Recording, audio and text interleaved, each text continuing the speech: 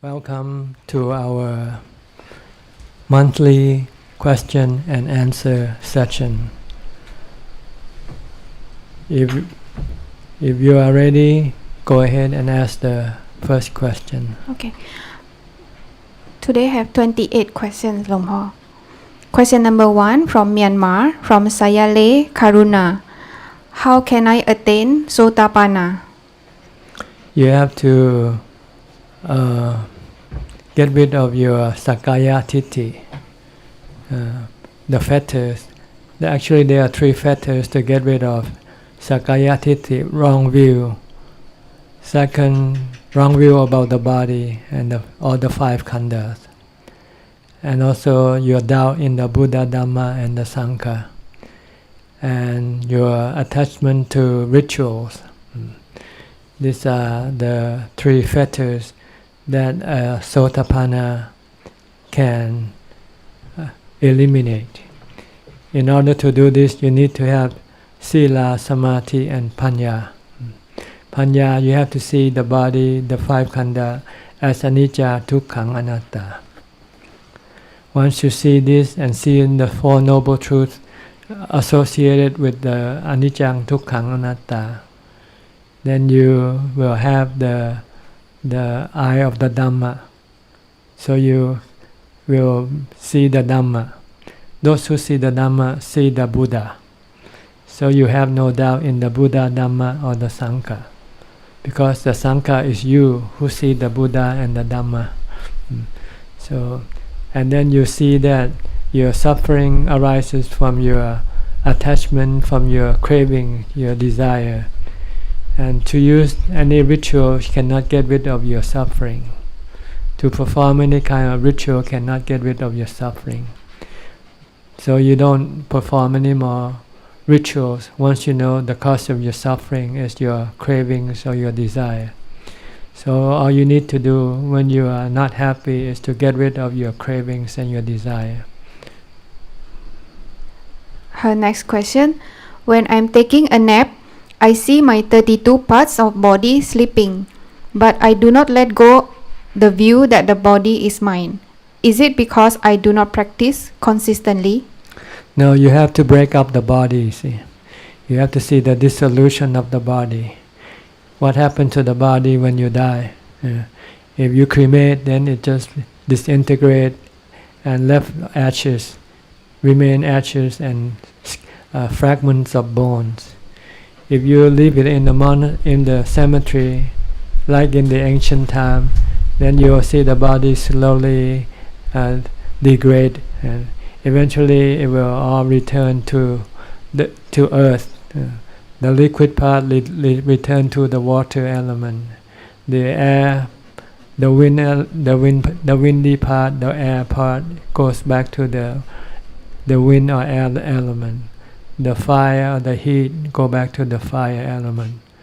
So you have to break down the body to see that it eventually will return to the 4 elements.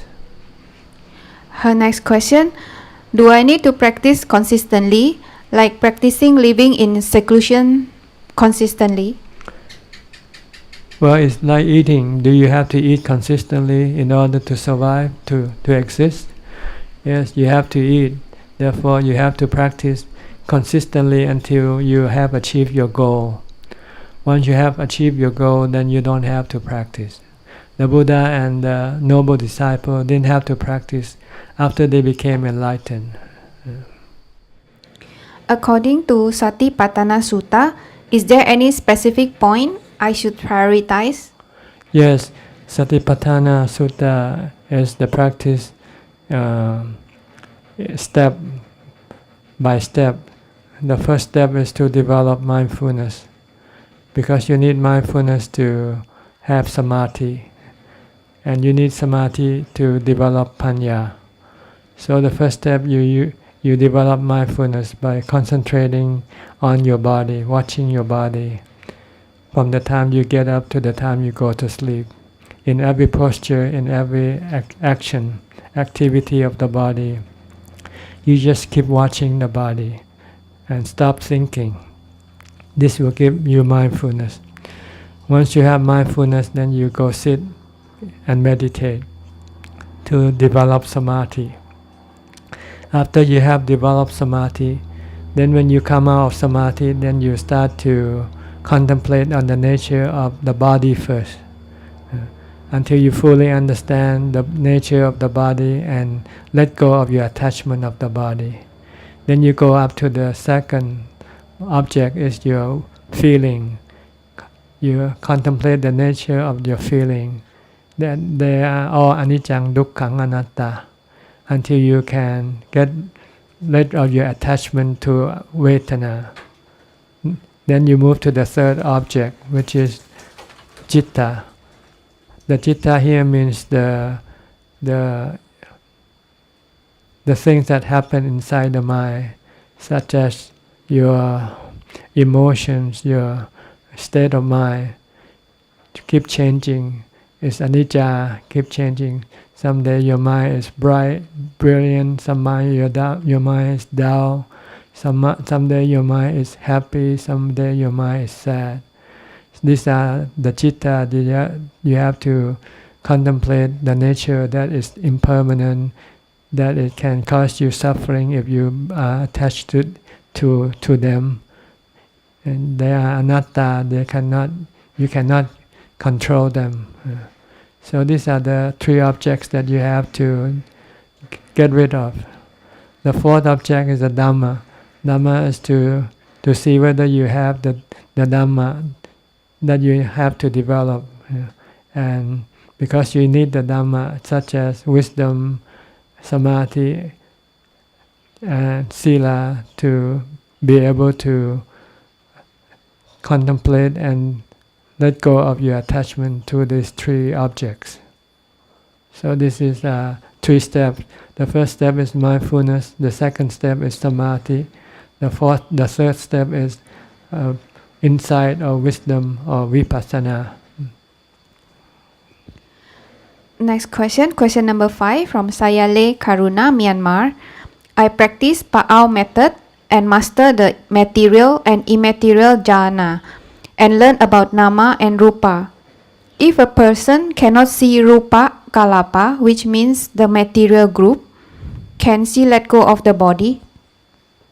Well, you can see the body without having to go into jhana. The body you can see with your naked eyes.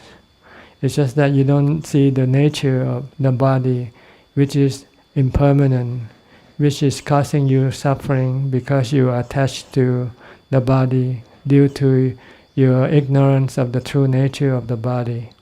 So you have to contemplate the nature of the body, that it is impermanent, anatta. You cannot control the body, and by wanting your body to be under your control will cause you suffering, dukkha. So this is you don't need jhana to see it. You need jhana to suppress your cravings, your attachment to the body, that's all. When you're in jhana, you don't see anything. You're just merely suppressing your cravings, your attachment to the body. Once you can suppress this, then when you come out, then you use your wisdom, the contemplation, to see that the body is anicca, dukkha, anatta. You cannot suppress the body. You have to accept the body for what it is. Her next question. The Thai forest tradition does not look at past lives. How can a practitioner understand dependent origination and cut off rebirth in samsara without looking at past lives? Well, what do you mean the forest tradition don't look at past life? We look at past life, we look future life. Yeah. So this is your misunderstanding in the first place. Yeah. Samsara, and the rounds of rebirth. This is part of the forest tradition, learning. We know that we are constantly going around birth, aging, sickness, and death. So this has nothing to do with the origination dependent, because this is the understanding of the nature of the mind, how it functions. See? origination dependent illustrate how the mind work. The mind work under the mind that under the influence of ignorance will generate thought that will seek happiness through the body. See, avijja paccaya sankhara. Sankhara is thought. Sankhara will think about vijnana, which is the path leading to the connector which lead to the eyes, ears, nose, tongue, and body. Once you get to the eyes, ears, tongue, and body, then you can see the sight, sound, smell, taste, tactile objects. Once you come into contact with this thing, you have feelings. Feeling good or feeling bad. Once you have bad or good feeling, you have desire. If good feeling, you want it. If bad, you don't want it. These are desire. Once you have desire, you have attachment to the objects that you have desire for. Once you have attachment, you will keep wanting to have more of this object. So you're creating a new situation, new birth. So this is what origination dependent is about. It's about the working of the mind, which it works like this all the time, whether in the past, in the present, or in the future. And you can reverse this process by developing Dhamma or wisdom. Once you see Dhamma, once you have Dhamma, then you see that to seek happiness through the body is really seeking suffering, because the body is impermanent. See? So once you see this, then you stop thinking about going to the body, to use the body to seek for happiness. Then you don't have to have birth. Once you know that having a body is bad, it's causing you more suffering than happiness. So this is what we do when we practice.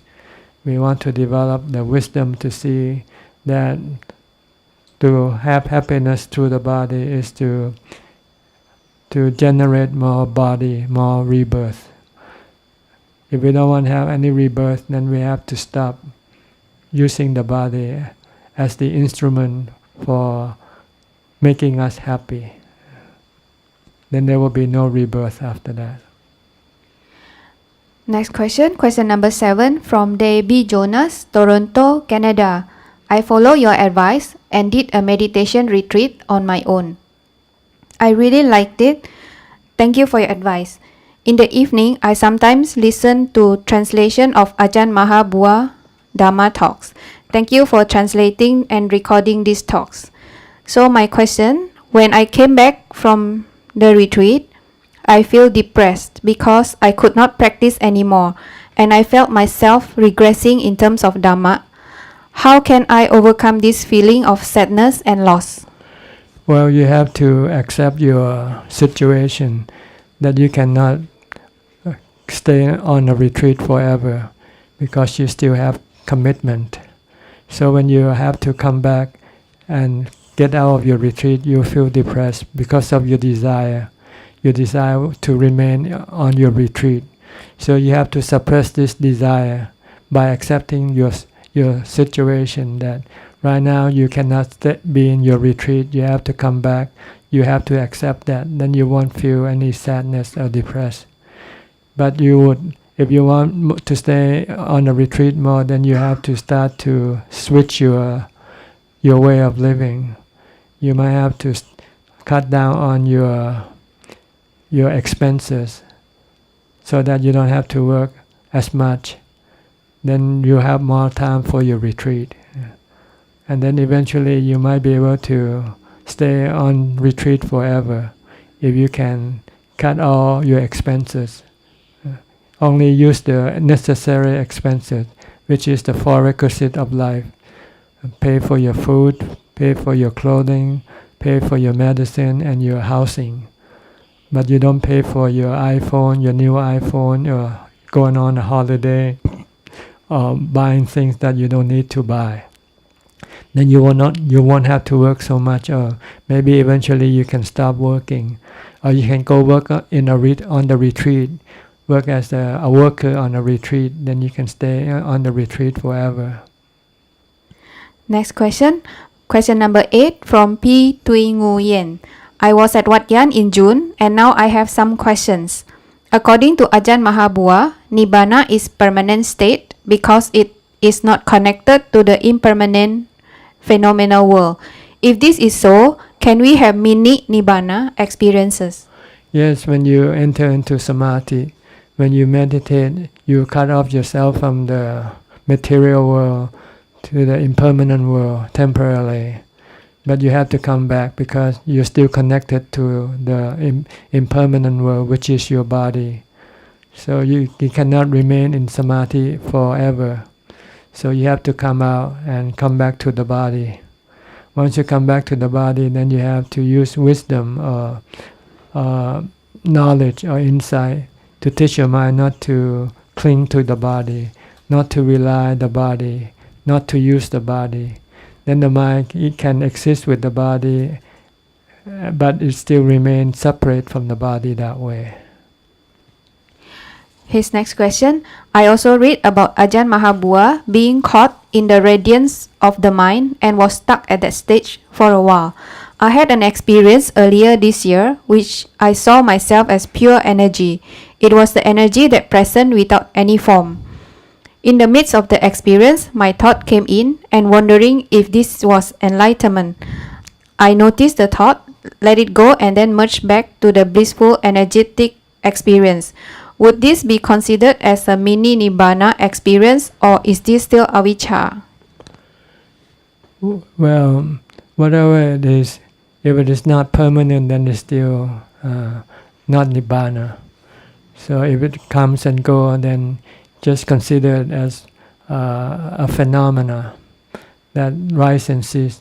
Consider it as anicca, dukkha, anatta, which you have to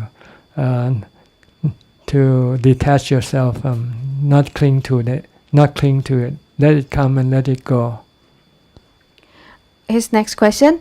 I tend to use this mini Nibbana experience in meditation to help me drop into stillness. Is this skillful or unskillful practice? Well, if you can make your mind still, then it's okay. Any method that can still your mind is considered okay. It's okay because you want the result. The mean doesn't matter. Next question. Question number 12 from Kevin Lee, Malaysia. How do I know when I am in samadhi? It's like you know when after you have a meal whether you're full or not. When you're not full, you're not full. When you're not full, you keep on eating. When you practice samadhi, it's the same way. You keep concentrating. When your mind becomes calm, then when you know it's calm, then you don't need to concentrate. If it's not calm, you keep on concentrating. Question number 13 from Amar Ayul, Brisbane, Australia. If we only rely on Marana Nusati, contemplation on death, how far can we develop the practice in terms of both samadhi and wisdom aspects? Well, contemplation of the various kammatthana are like medicines that you have to use from time to time. Like when you have a stomach ache, then you have to have medicine for the stomach. If you have a headache, then you have to use the medicine for your headache. There are different kind of medicines. Same way with the different kammatthana, such as Marana Nusati, the contemplation on death. See, the Buddha said we need different kammatthana to kill our hindrances. Like when we have sexual desire, then we have to contemplate on asubha, on the repulsive aspect of the body. When we have anger, we have to contemplate on metta, loving kindness. When we are lazy, then we should contemplate on death. So that when you think of death, then you know that your time is, you're running out of time. So you better become energetic and start to work, start to practice. So these are the different kind of medicine you use from time to time, depends on the situation. But what you normally use as your main focus or point of development of your mindfulness is your body or a mantra. But sometimes when you have other situation, then you have to switch the object of your mindfulness to handle the situation, such as anger, lust, sexual desire, or laziness, sloth, or torpor. Then you need this different kind of kammatthana, of medicines. There are four basic medicine that we should maintain. First, the Buddha, Dhamma, and the Sangha. This to cure our problem. If we lose faith in the Buddha, Dhamma, and the Sangha, then we have to think of the Buddha, the Dhamma, and the Sangha. Then it will then give us the energy, regenerate our faith in the Buddha, Dhamma, and Sangha. If we have lust, then we have to contemplate on asubha. If we have laziness, we have to contemplate on death. If we have anger, then we have to contemplate on loving kindness. Then this will cure our problem.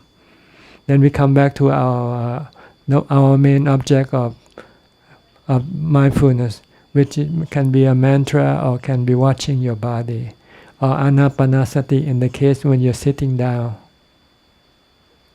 Question number 14 from Texas, USA, from Injo Kaur.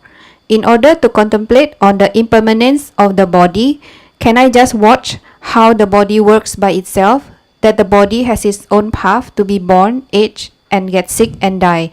The body is not controlled by me. Can I just watch the body in that way? You can do any way you like. The goal is to let go of your attachment to the body. The goal is to accept aging, sickness, and death as inevitable, and that there's nothing you should be afraid of, should resist. His next question from Texas, USA. When we focus our mind, the mind becomes quiet and stays still. How to contemplate on the impermanence of the mind?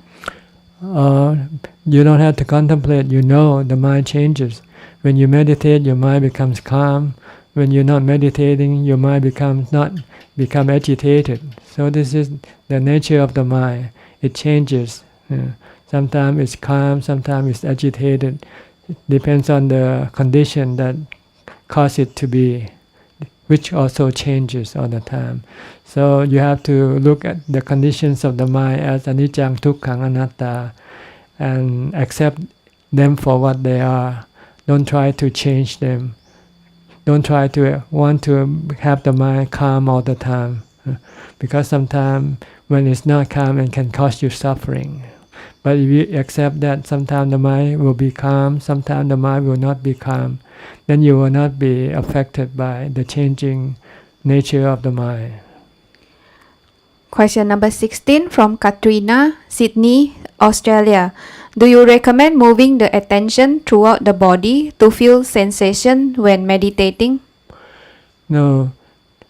When you're meditating for calm, you need one object and stay on with that object. Normally we use the breath, anapanasati. Keep focusing the mind on just one point, where the body, where the breath or the air contact the body. Just stay on that point. Don't move. Don't follow the air in or out. Just stay at the point of contact. This will bring the mind to become still and peaceful and happy. As far as sensation, this is the development of wisdom, which you do it after you come out of meditation. When you start to have painful feeling, for instance, and you are not happy with that, then you have to somehow teach your mind that this painful feeling is part of the feeling, which come and go. Feelings have three types: good feeling, bad feeling, and neutral feeling. You cannot control them. They are beyond your control. If you want to get rid of bad feeling, you are causing your mind to become unhappy. So if you don't want your mind to become unhappy, then you have to just leave feelings alone. Good feeling, leave it alone. Bad feeling, leave it alone. And just beware that they come and go on their own. You don't have to do anything. Then you will always be peaceful and calm and not be affected by the coming and going, the changing of the feelings. Her next question from Australia. When I meditate, I become self-conscious about swallowing, and as a result, I do it more often. It's like an anxious reaction that seems endless. Can you suggest anything that may help? You should try to ignore it. If you cannot focus on your meditation object, if you're watching your breath and you keep thinking about your saliva, then maybe you should switch to your mantra instead. Concentrate on the mantra and just keep reciting that mantra. Or if you know some chant, you can use chanting first to get rid of your restlessness. Once your mind becomes calmer, then you might be able to concentrate on your breath. And then you probably won't feel anything about your saliva. If you do, just ignore it. Just keep focusing, concentrating on your breath. And if the saliva should flow out of your mouth, just let it be. It's just your feeling, it's just your thought. The more you think about it, you're generating more saliva. If you don't think about it, then you don't generate. So if you cannot stop from thinking about it, then just let the saliva flow as it likes. But keep concentrating on your meditation object. Then eventually you'll forget about the saliva. Question number 18 from Ivy Louis. Regarding breathing meditation, when I have too many thoughts in my mind, I then hold my breath and stop breathing for a while before focusing back to the breath. In this way, it seems that I at least can control my thought. Is this okay? Maybe as a temporary measure is okay, but for a long term, you should not force your breath. You just leave your breath alone, because if you force your breath, you are actually making the mind active, which is opposing your goal. Your goal is to make your mind inactive. So you should not force your breath. You should concentrate on your breath. If your thought is strong, then you should use a mantra instead. Recite Bhutto, Bhutto, Bhutto, or chant some phrases like Bhuttang Saranang Gacchami, Dhammang Saranang Gacchami. Keep reciting until your thoughts go away and your mind feel calm enough to concentrate on your breath. But don't force your breath, because it's counterproductive. It might produce some result temporarily, but in the long run it will not lead you to samadhi or stillness of mind. Question number 19 from Dr. Ravi Rana Tunge, Brisbane, Australia. Monks in Sri Lanka at my hometown often preach that family members can confer merits to a dead person's next life by performing almsgiving on the 7th day, on the 3 months' time, and on 1 year's time after the death of the person. In the historic evidence, it is mentioned about this ritual performed by the king Bimbisara, who did almsgiving and chanting on the advice of the Lord Buddha to invoke blessing for some of the king's dead relatives who were born in the lower realm, who disturbed the king every night. Does this practice agree with your understanding? Yes, but it doesn't mean that everybody who dies will be in that state of existence. So maybe your relative who died might go to heaven or reborn as an animal or as a human being. Then they don't need the merits that you perform. It's only those who come to disturb your mind, such as coming and in your dreams. Then it might mean that they are needing your help. Then you can then give alms, and then you can then share the merits that you get from giving alms to the departed. See? So it's not a what you call, it's a fixed thing that is happening to everybody who dies. because everybody who people dies, they have different karma. They did different karma, so they don't go to the same state of existence. And this state of existence is just merely one of many. So if you don't know if whether that person that you love exists in which realm, you can do it just in case, but it might not make any difference, because that person might not be in that realm waiting for your merit.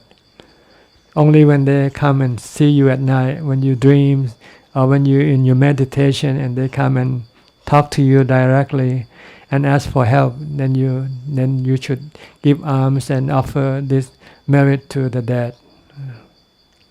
Next question number 20 and 21, the same question from Johan Obiti Medan and from Miss Aini from Indonesia. Both have same question, Long Po. Where is the mind located? I listened to Dhamma talk by another Ajahn who said the heart or the mind is placed beside our physical heart. Where is the mind located? The mind has no shape or form. The mind is a spiritual being.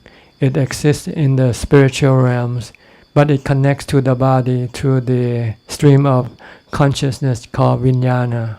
The mind sends 5 streams of consciousness to attach to the eyes, ears, nose, tongue, and body. So the mind is not in the body, and not in any part of the body. It only sends connector to connect to the body, like we connect our earphone to the phone. So the mind is like that. The mind is in the spiritual realm, which has no forms, but you can feel or you can perceive this natural realm when you're in meditation or when you're in your sleep. Sometimes in your sleep, your mind, which is attached to the body during the waking hours, then you can go and connect back to the spiritual world. See? So in your dreams, sometimes you dream of things that you don't see it in your physical world. Next question number 22 from Miss Aini, Indonesia. As a beginner, which one is easier to observe? Is it our 6 sense bases or the 5 khandhas? As a beginner, the easiest thing to observe is your body and your feeling. Feeling is a little bit harder, but your body is easier. So observe your body, study the nature of the body, that is changing all the time, is impermanent, from birth to death. This is the nature of the body. So then you can understand the nature, and then you can understand why you are not happy when the body changes. That's because you don't accept the nature of the body. You want the body to be unchanged. And when you want this, it can conflict with the truth. When your mind comes into conflict with the truth, then your mind becomes unhappy. If you want your mind to be happy, then just tune your mind to the truth of the body. When your body is old, accept it. When your body gets sick, accept it. Don't deny, don't resist. When your body dies, accept it. Then your mind will not be unhappy. Question number 23 from Danny Teo, Singapore. When we are doing the right things but being accused for wrongdoings, how shall we handle this situation? Shall we accept it and prevent anger arises? Yes, you should not be angry at people's accusation. You should never be angry regardless of what happened. You should always be logical, rational, and deal things in a rational way. If somebody accuses you of something, if you can prove it. If you cannot prove it, then just as long as you know whether that you haven't done it wrong, then there's nothing you can do about it. Just remain calm and just accept this is part of life. Some people will believe you and some people won't believe you. But the one who will accept the result of your bad deed is yourself, your good deeds or your bad deeds. So all you have to know this, then you won't care what other people think, what other people say.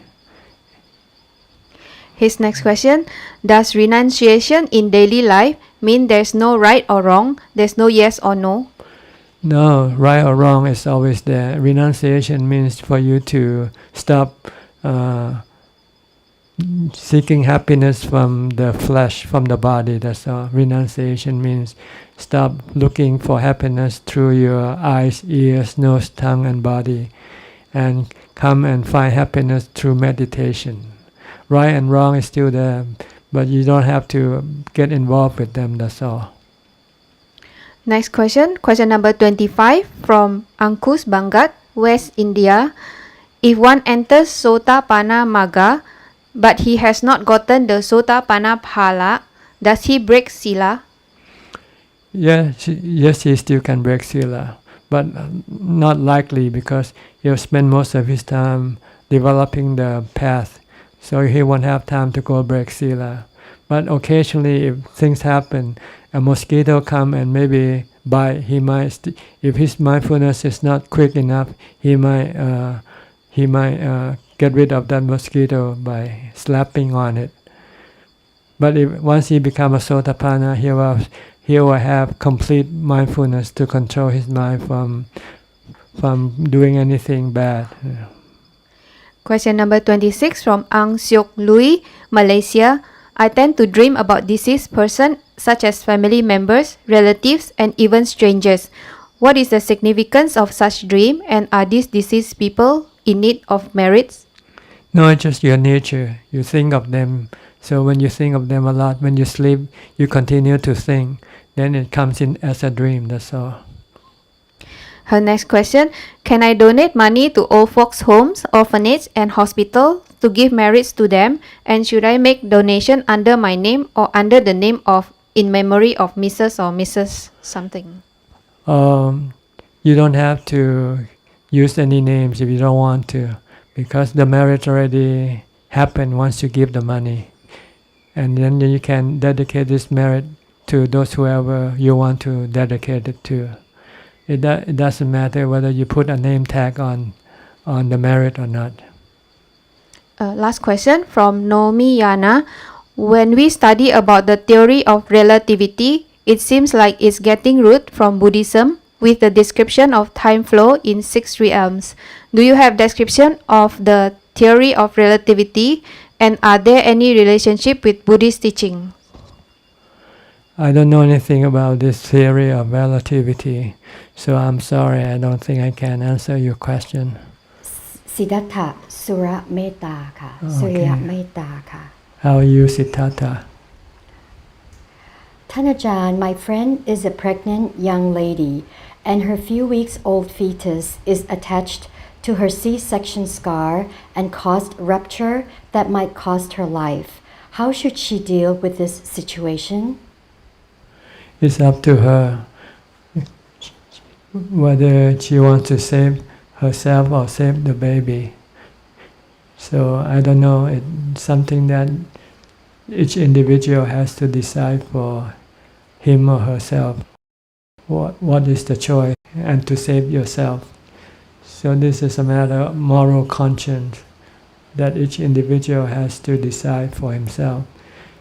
According to the Buddha said, there are things that are worth more than other things.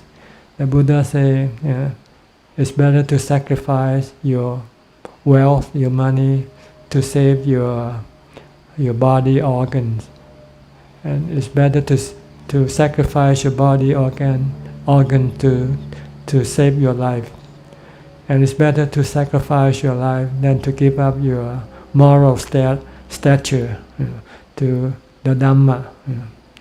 So if you are a moral person, you see that the value of the morality is more important than other things, then you would sacrifice other things and preserve the morality. Tony from Las Vegas. Long time no hear from you. Hello, Ajahn. How are you? I hope you are well. I have a question for you today.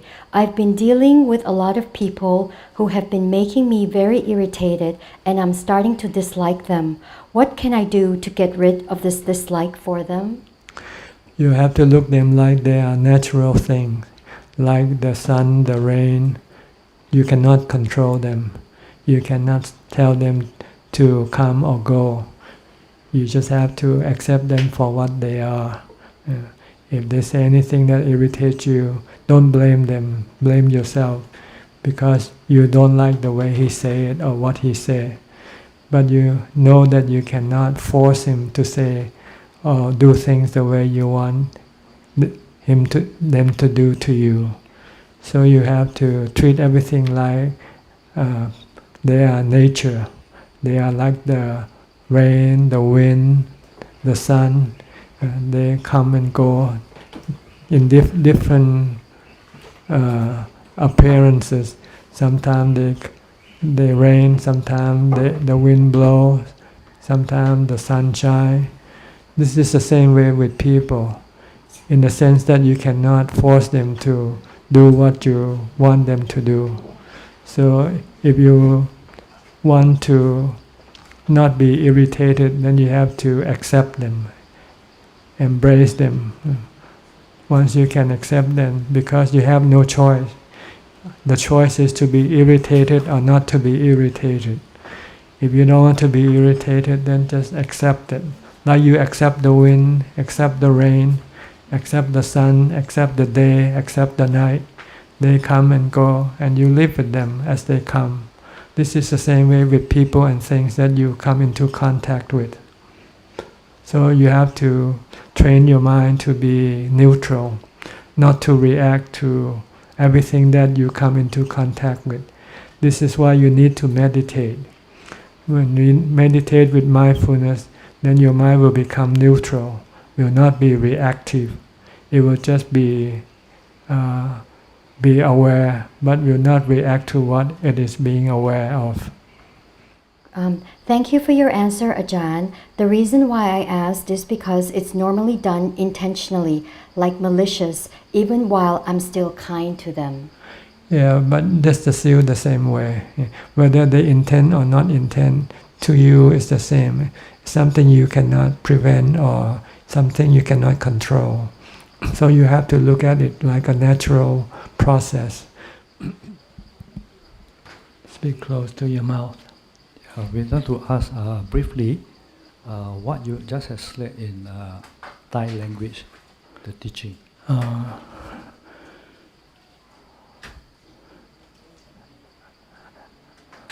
Is it about meditation or? It's about practice. The practice depends on your intensity. The result of your practice depends on how much you put in. If you put in little, you get little result. If you put in a lot, you get a lot of result. So you have to know what you have to practice, and you have to know how much you have to put in order to get the result. What you have to practice is dana, sila, and samadhi, and panya, bhavana. Right now, how much do you put in to this charities, dana, sila, morality, bhavana, meditation? If you put in 10%, you'll get 10% back. It's like investment. If you buy 10% stock, you get 10% return. If you buy 50%, you'll get 50% return. If you buy 100%, you get 100% return. So this is the same way with practice in Buddhism. I give example, those who give 100%, they are the enlightened monks. Most of those who have accomplished, received the 100% result, are usually monks from the Buddha down. The Buddha was a monk. His noble disciples, they were all monks, because they put in 100% of their effort into the practice. So they get 100% result. They became enlightened. So if anybody wants to become enlightened, then they have to put in 100% in their practice. Then the result will be 100%, which is Nibbana. So Ajahn, this 100%, Ajahn, so this 100% is within one lifetime, or we accumulate over different lifetimes? Well, this monk, they do it one lifetime. Or this teacher that you go pay respect to, they do it this one lifetime. The Buddha actually guarantee if you can put in 100% effort, you will become enlightened within 7 days or 7 months or 7 years. You don't need to go over many lifetimes, because now you have someone to teach you how to do it. But if you have no teachers, then you might have to do it several lifetimes, because you will have to do it by trial and error. But right now you don't have to do trial and error. You know exactly what you need to do. All you have to do is do it.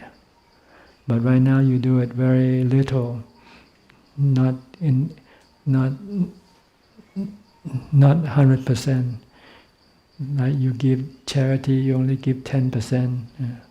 If you want to practice charity fully, you have to give 100%. Because before you can become a monk, you have to give up all your wealth first. If you still need your wealth, then you cannot become a monk.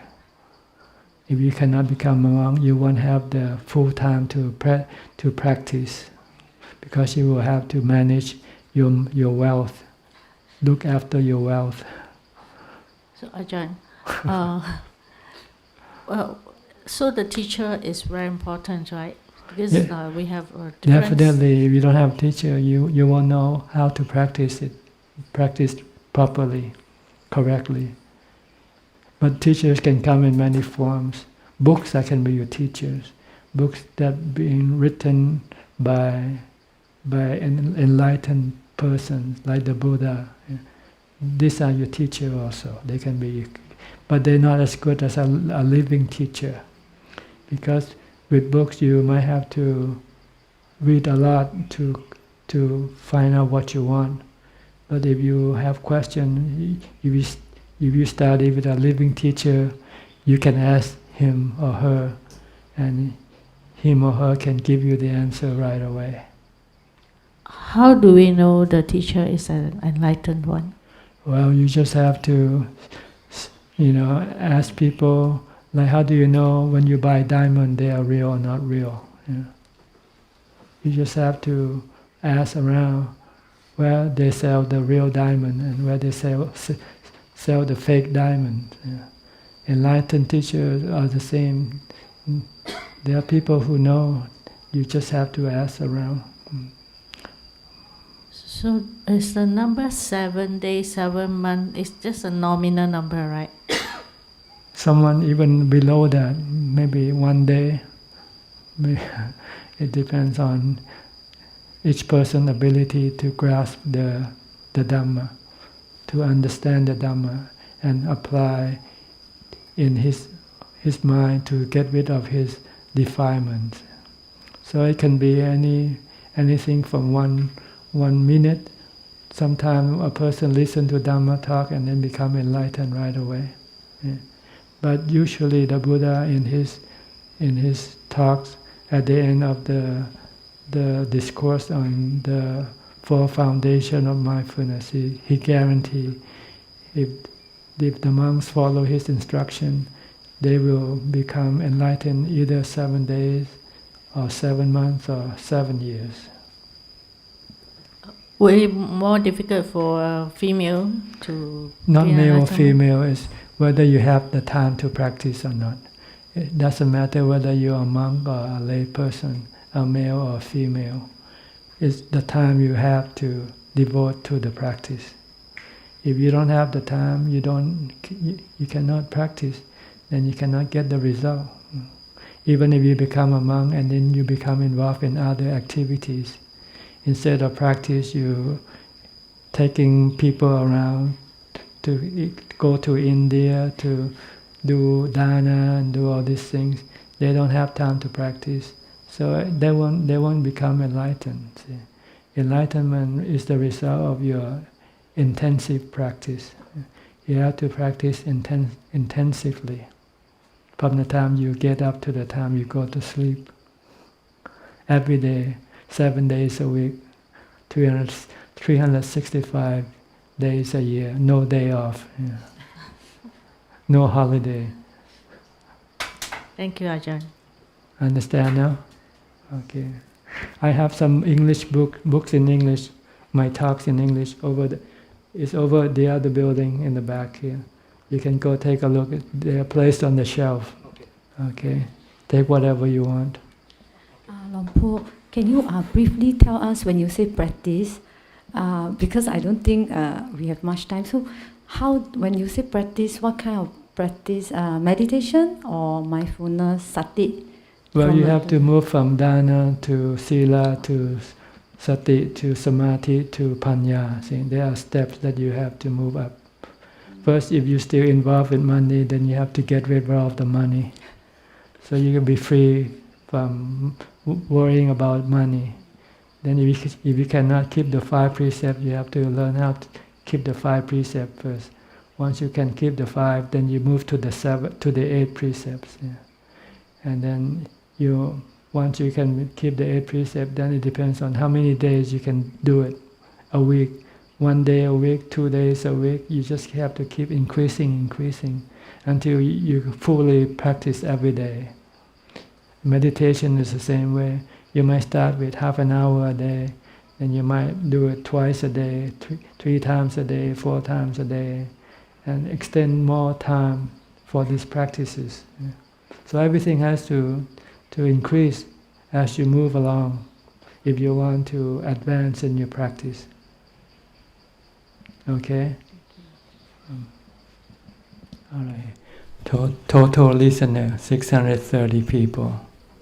400 over is watching on Facebook Live, YouTube over 100, and we also have radio you can listen to on the website, and people who are up here, some 40 or so. All in all, about 630 people are listening to our Dhamma talk right now, all over the world. We have 40 different countries, people from different countries, and in Thailand about 60 provinces that are following or listening to this Dhamma talk. Not every day, but not everybody at the same time, but they take turn whenever they are available, ready, they have time. You want to ask anything? If you want, I'll give you the microphone. You have to talk through the microphone.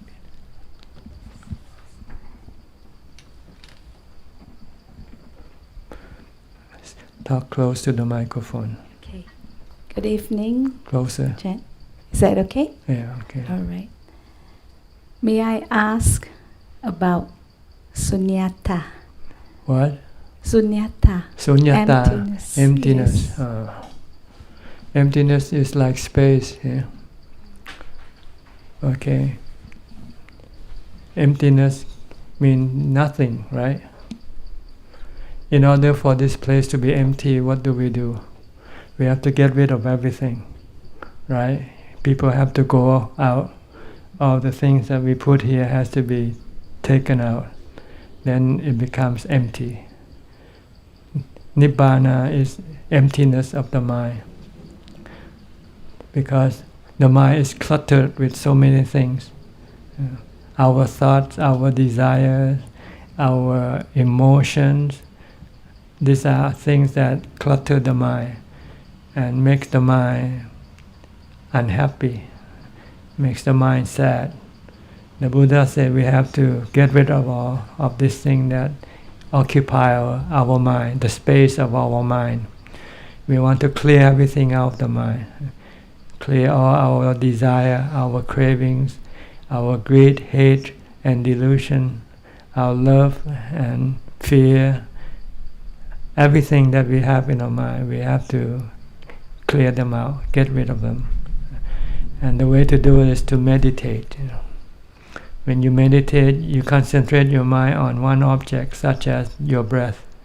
If you can keep on concentrating, your mind will gradually stop creating all these things. Everything in the mind is created by the mind itself, by its volition and its memory. You think, you remember, then you start to create all sorts of feelings and emotion about these things that you think about.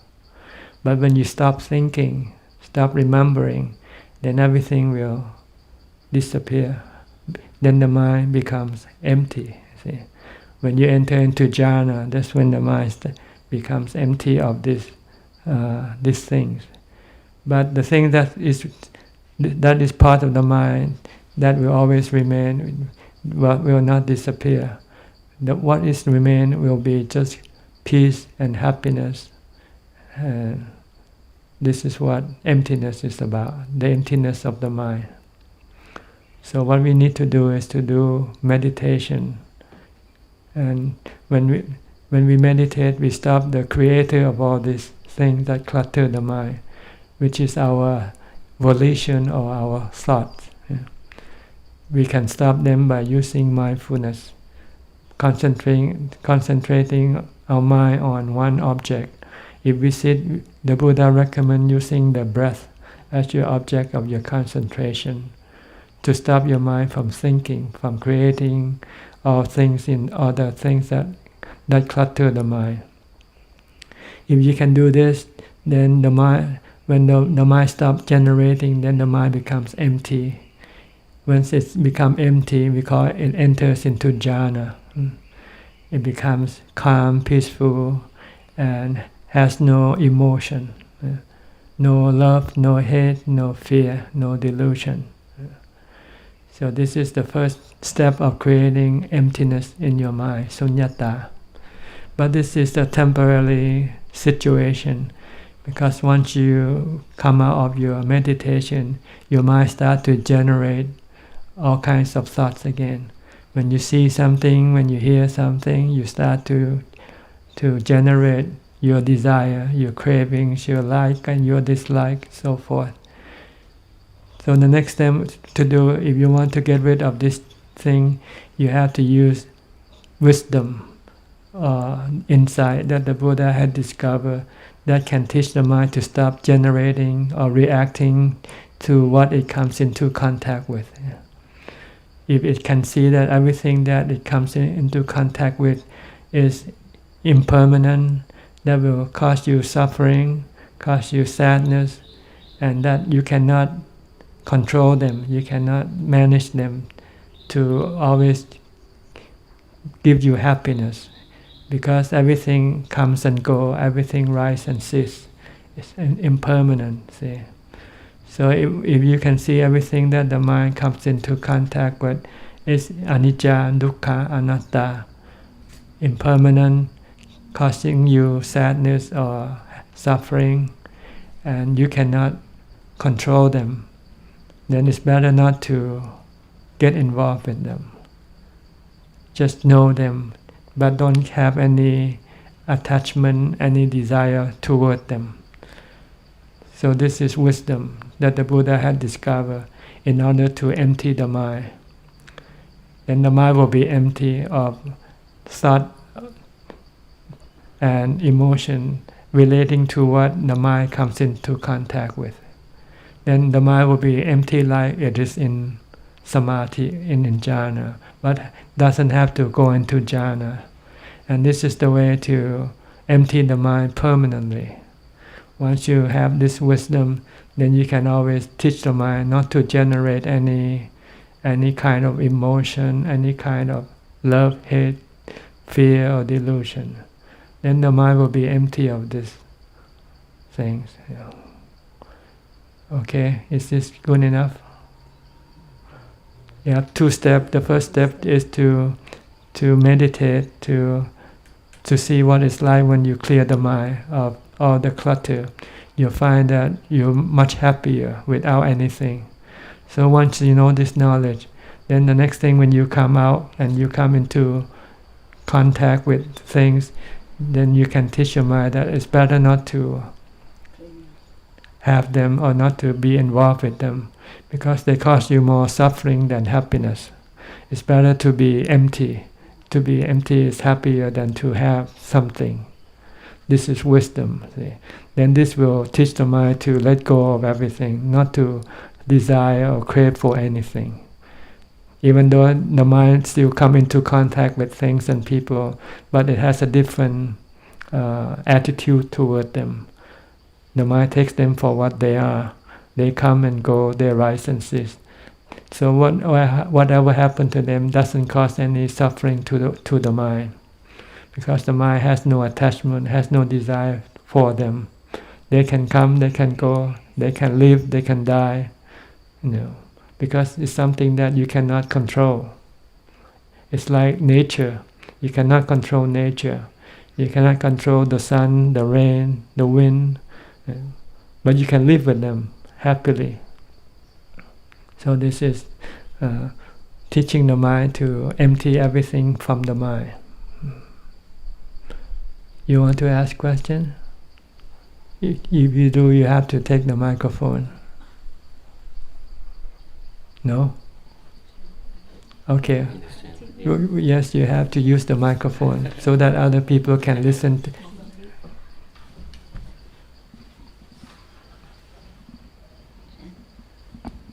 Ajahn, what about latent tendencies? Latent tendencies are just the things that we used to do. Yes. They are karmic force. Right. What you used to do, you want to do it again. See, if you used to drink coffee, you want to drink coffee. If you used to watch TV, you want to keep on watching TV. So you can get rid of this latent tendency by resisting your desire. Every time you want to have a cup of coffee, you say no. If the body needs water, just drink plain water. The body doesn't need coffee. The body needs the water. Yeah. So you can then get rid of your latent tendency. Whatever you like to do, you can get rid of them by using common sense. If you do for the body, it's not latent tendency. It's a requisite. It's a necessity. Like the body has to drink water, the body has to breathe air. So you do this thing without having any desire for doing it. But other things that you do with desire, these are latent tendency. You want to get rid of them because they are the one that push you to be reborn again and again. Thank you, Ajahn. Ajahn, may I carry on with the question? Sure, if you want to. Yeah. The latent Can you speak closer to the mic? latent defilements that are already there, like the other traditions, they talk about the alaya, what is latent within us, the defilements. So how do we, try to clear that out of our minds? Ajahn just said just now that we should try to clear it through sati, through mindfulness, as far and as much as we can. That is the little understanding that I got. But what if it's something very latent, very deep, and can only arise and surface through the rising conditions that allow it to, through the context that allow such conditions to arise. And when it happens, how do we deal with it? How do we... Well, you have to create the conditions, like the fear of death. You have to go to a place where that can cause your fear of death to arise. The fear of pain, you have to sit until the body becomes painful. If you wait for it to happen, it might be too late. If you wait for the time when you get sick or when you're about to die, then it might be too late for you to handle this latent tendency. So that's why you have to create the condition for this latent tendency to arise. That's why forest monks go into the forest, go live with the animals, the wild animals, go live with ghosts, they go in the cemetery, they sit in meditation for many hours at a time, causing strong bodily pain, so that they will have to use mindfulness and wisdom to deal with this pain. The pain is not the problem. The problem is the latent tendency to reject the pain, which causing the mental suffering. See, and this can be dealt with by the application of mindfulness and wisdom. So you have to generate conditions for it. Like people sometimes fast for many days to create this hunger, so that they will know how to handle the hunger. But because there are two types of hunger. One is the physical hunger, and the other is the mental hunger. See, the physical hunger, there's nothing you can do. It's part of the body. But the mental hunger you can deal with by calming your mind, because your mental hunger arises from your craving for food. But once you use the right kind of contemplation, or you can stop your thought about food, then your mental hunger will disappear. Then your mind becomes empty and full at the same time. Empty of the desire to eat, but full because of the mind become calm or empty of the cravings. Just now, Ajahn was talking about happiness, clearing the mind of all the defilements. Can I use the word? Defilements, and happiness arises.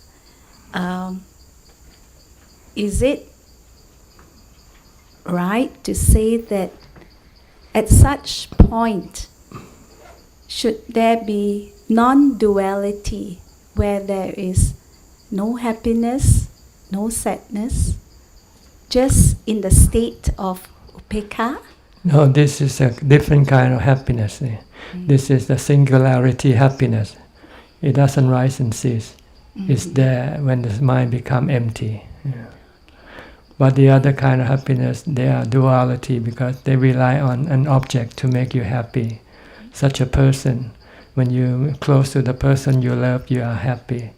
When that person you love leaves you, you become sad. So this is duality happiness.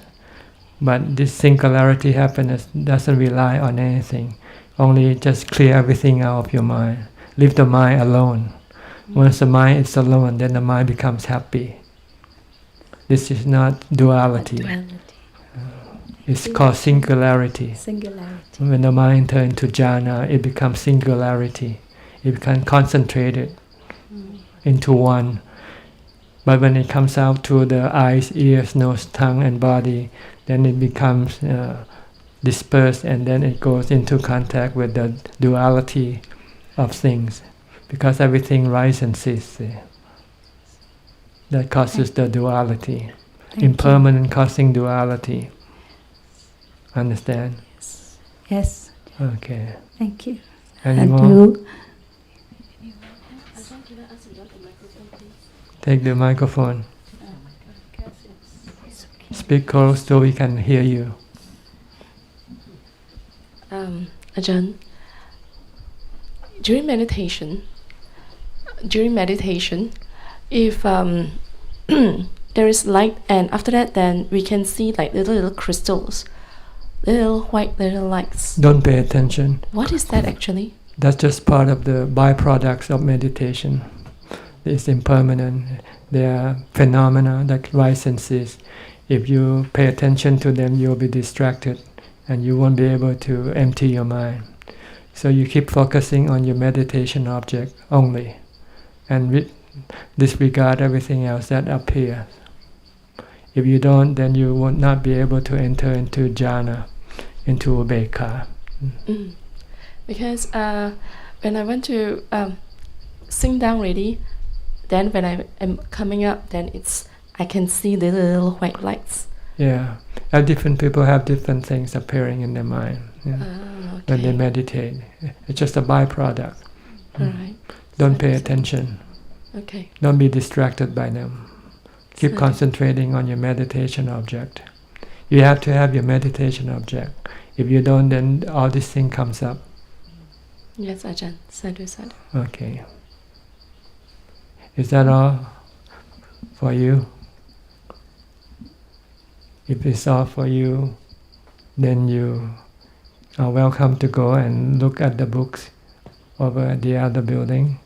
And if you like, you can pick them up as you like in English, and there's some in Chinese also. Okay, so we can continue on with our Thai language session. Thank you. All right. Ajahn, we have been listening to your session every day in Yeah. Malaysia. Tomorrow we have question. Yeah. Tomorrow we have Q&A. Yeah. Tomorrow. You watch it live or on Dhamma in English channel later on. Dhamma in English. Yeah. It will be a couple of days later before we can post it. Now your question will be part of the Q&A tomorrow. Okay.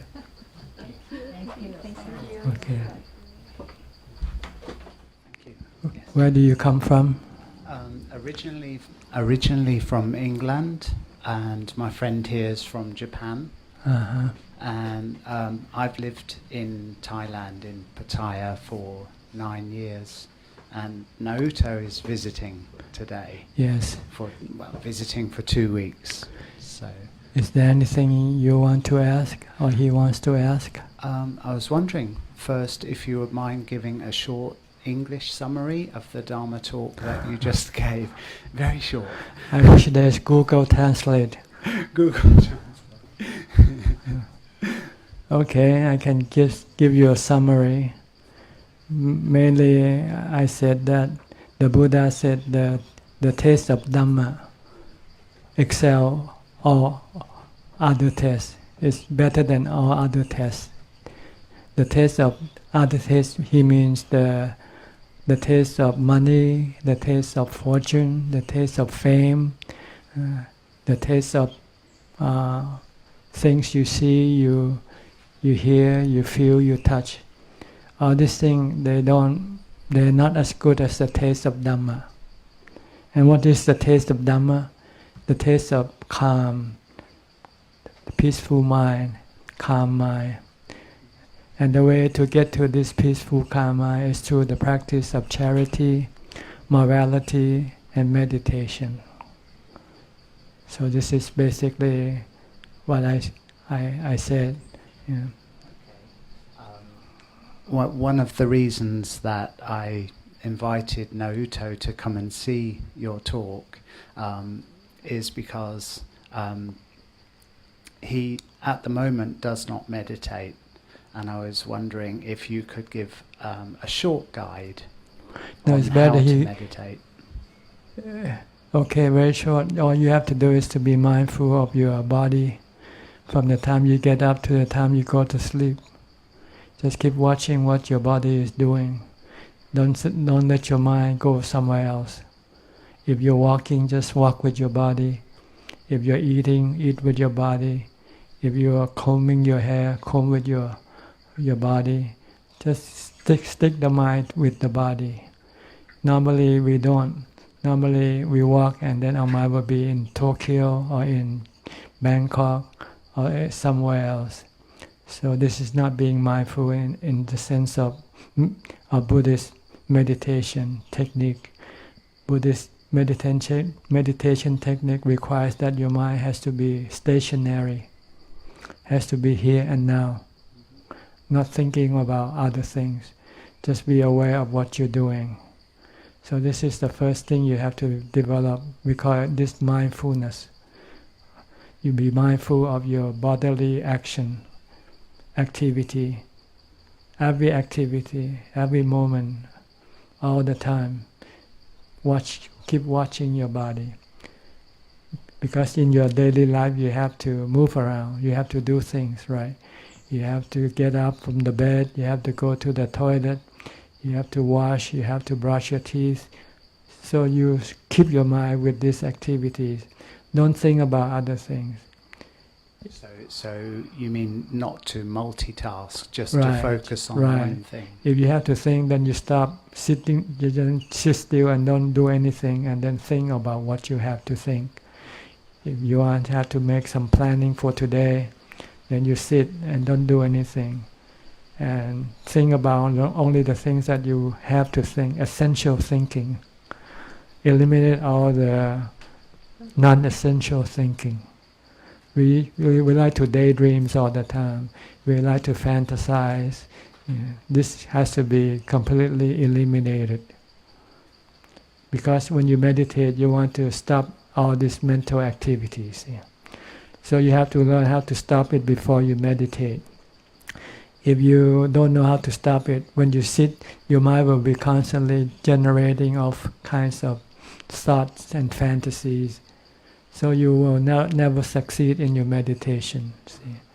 So this is the first step before meditating, is to learn how to stop your thoughts first by developing mindfulness, concentrating on your body. Some people they can use a mantra to help. If you cannot watch what you do, you still want to think, then you let it think only of the mantra. Just recite the mantra. Like when you brush your teeth and you want to think about this and that, then just use the mantra, Bhutto, Bhutto, Bhutto, Bhutto, or whatever word you like to use. If you're Christian, you can use Jesus, Jesus, or whatever word. That will stop your mind from going away from your body. So this is the first step before you can meditate successfully. You have to have the ability to stop your thought, to rein in your mind, to pull your mind back toward your body. Because when you sit, you have to watch your breath. See? But if your mind constantly thinking about this and that, it will not be watching your breath. You need to watch your breath in order to concentrate your mind, to unify your mind to become one. The mind now is scattered to the various directions by the thoughts. See? So you want to stop your thoughts. When you stop your thought, then the mind will just be aware and not thinking. Then this is being one, being aware or knowing without thinking. This is the purpose of meditation. Because if you can get to that point, your mind will become calm and peaceful and blissful, happy and neutral, no emotion, no love, hate, fear, or delusion. And when you feel that blissful feeling, if you have said to yourself that you will meditate for 15 minutes and the blissful feeling appears in the 14th minute, should you stop or should you carry on? I don't think you would want to stop once you find something like that. It's like when you plan to go to stay somewhere for 1 week, you might end up staying for 10 years. If it's good for you, right? This is the same way. If you can ever get into that point where your mind becomes happy, then you don't want to go anywhere else. Because this is the whole purpose of life, is to look for happiness. And there's any other happiness that is as good as the happiness from your meditation. See, once you get that, you don't want to go anywhere. You have found your destination. So don't worry. If you get to that point, then you can give up everything, even your life. You don't have to depend on your body to exist, to be happy, let's put it that way. Your mind and the body is two separate entities. But modern science can never differentiate them. They still think the mind and the body are together. But ancient wisdom, through the meditation practice, can show that the mind and the body are two separate entities. That the mind can be happy without having to have a body. In fact, having a body is more more of a burden, more of a problem than not having a body, as far as the mind is concerned. Once the mind knows how to meditate, once the mind knows how to get to that point of happiness, then it no longer needs the body. Doesn't need a wife, doesn't need a husband, doesn't need money, doesn't need anything. See, you need all these things because you have a body to look after, and your desire for happiness outside of your mind. But once you have found happiness within inside your mind, then you don't need anything. That's why the Buddha never went back to his palace. Right? Yeah. He still lived as a mendicant, he still lived as an ascetic, as a hermit. But he's happy, happier than when he was in the palace. And what happened to his body doesn't bother him. The body can get old, get sick or die. It won't have any effect on his mind, because his mind doesn't rely or depend on the body anymore. But you still rely on your body, right? Anything happens to your body, what happens to your mind? You're in a terrible shape, right? You feel bad. Yeah. But if you know how to meditate, you know how to get to that point of happiness, then you don't need the body. And whatever happens to the body would not bother you, would not affect your happiness that you have found.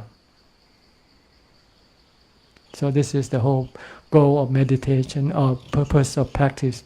You need to practice meditation, but before you can meditate, you have to have the precept. You have to keep the precepts. See?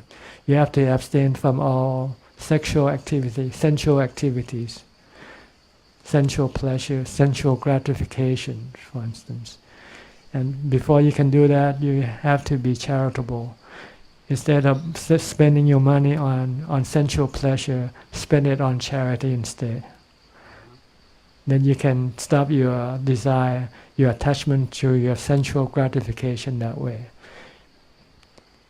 So every time you want to spend money for some sensual gratification, give it to charity. Then you stop doing this sensual gratification. Then it's like kicking the habit. You see. If you want to stop smoking, what do? You don't smoke. Every time you want to smoke, you don't smoke. You do something else, like they let you chew gum or something. This is the same way. Every time you want to spend money on sensual gratification, spend it on charity. Why? Because then you'll stop using money for sensual gratification eventually. And when you no longer have to spend money on sensual gratification, you don't have to work. The reason why you work because you want to have money to spend on for your sensual gratification, right? You want to drink, you want to go to movies, you want to whatever, travel. This is all sensual gratification.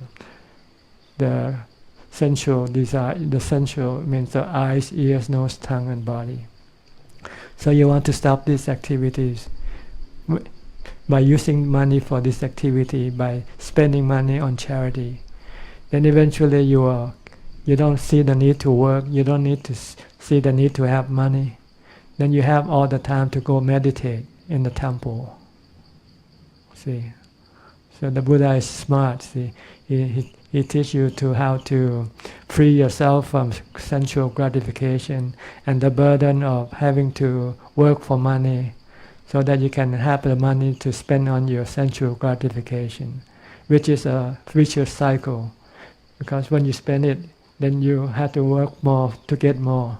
And when you have more, you spend more. Then so you'll never stop. You'll never have time to go meditate in a temple. You might have it on your day off, on the weekend or something like that. But you will never have enough time to meditate to get to that point of happiness. You have to do this full time. Like a sport, like a golf player, a golfer.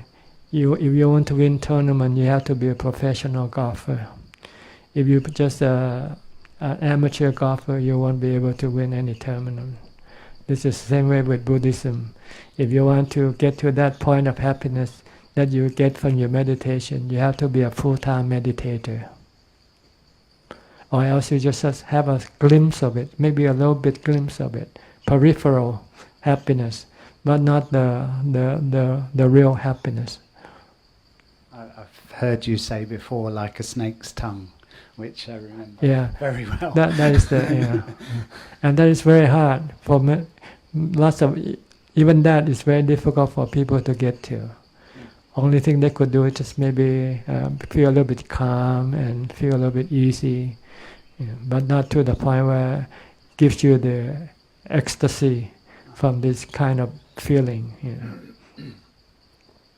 But look, doesn't that become a desire in itself? This is good desire, see. Good desire. Good desire is okay. You have to have desire to meditate. If you don't, then you don't meditate, right? But meditation is good for you. So there are good desire and bad desire. Right. The bad desire is to have sensual gratification. The desire to be big, be rich, be famous. This is bad desire, because it causes you chaos and problem later on. But the desire to meditate only brings you good result, brings you happiness. Okay. Thank you. All right. Very much. It's one very short question, really. It's pure curiosity, but the Thai people using the mantra Bhutto, Bhutto, Bhutto. Because they have very close affinity toward the Buddha. The Buddha to him is like a magic wand. But So the pronunciation is different? Is it Pali? Putto. Well, Pali and Thai are different. We use the same alphabet, but the way we pronounce them are different. Right. If you pronounce in Pali, it's Butto, but in Thai we call Putto. The B turns into P. So we say Putto in Thai, but in Pali it's Butto. We use the same alphabet, but the way we pronounce it is different. It's like the Roman alphabet you use for French and American. It's the same alphabet, but when you read it differently, right? Yes. It depends on how you are taught to read. So we Thai are taught to read one way.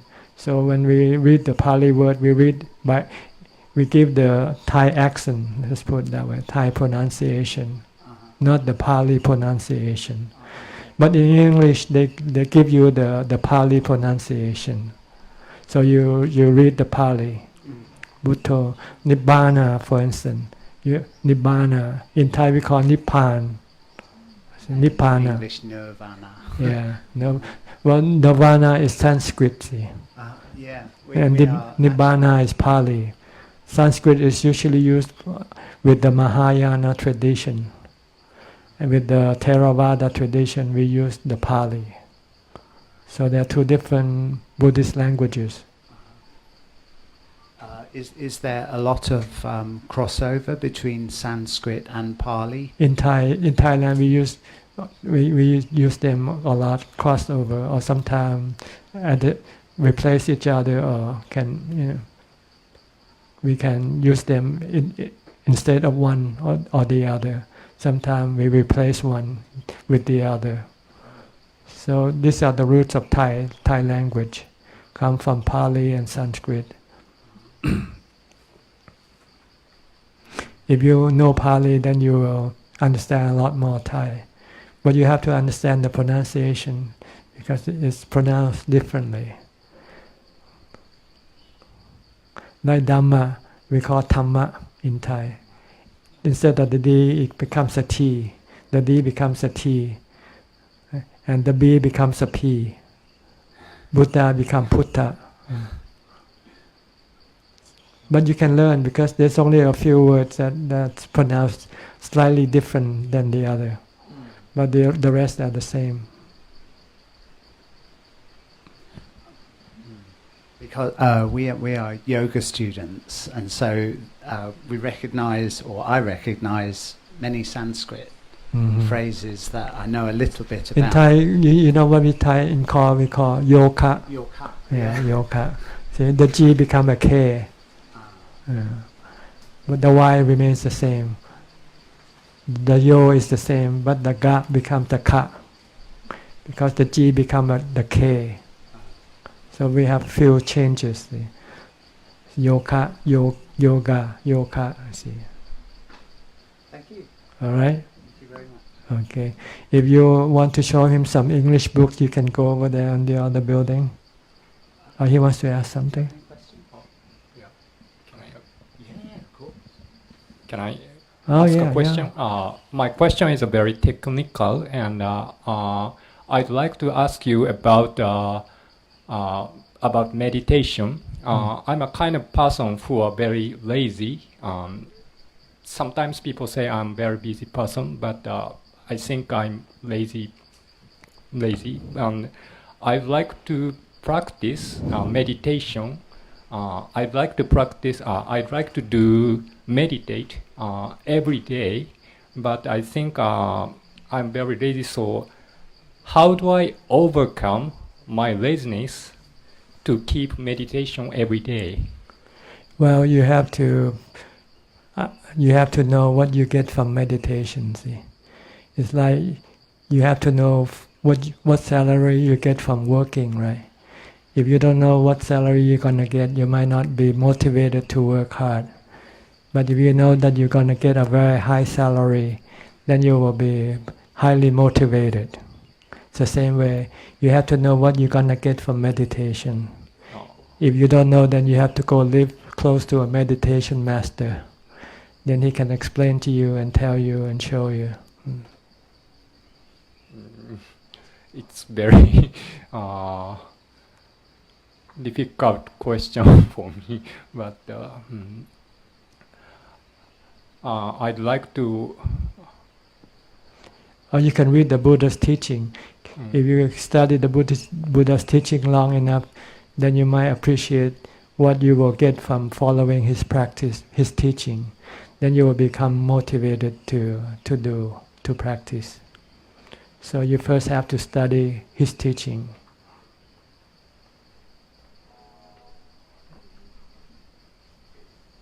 So start with a little bit and contemplate. Because to practice without studying, it doesn't give you any sense of value. What am I doing? What am I going to get? So you have to really study the Buddha's teachings, study his life biography, why he left the palace. All this thing will give you the motivation. See. So motivation is first, and yes. second is how. Once you're motivated, then the energy will come by itself. If you know you're going to be prime minister, if you stay here for 7 days, would you do it? You would do it, right? You stay here for 7 days, and you go back and you become a prime minister. So my motivation is very, how should I say, ambiguous. Yeah, because so you don't know. That's my problem. Because you don't know what you're gonna get from what you do. See. Okay. So you have to study first. Thank you. Look at the gold rush in California. Why people rush to California? Because there's gold there, right? Because people know if they go there, they'll dig gold. So everybody rush to California for gold. Remember the gold rush? Same thing. You have to know what you're gonna get from your action. If you don't know what you're gonna get, then you say, "Why should I bother?" All right, I think, is that all the question we have for today? Okay, thank you very much for sending in your questions. And if you have any more questions, or if what I answered today is not clear enough, please send back more questions, and then we'll try to do more, give you more answer. And we'll try to clarify your question, clarify the answer. Okay? In the meantime, please keep on meditating, and one day, sooner or later, you will become enlightened. Goodbye. Thank you.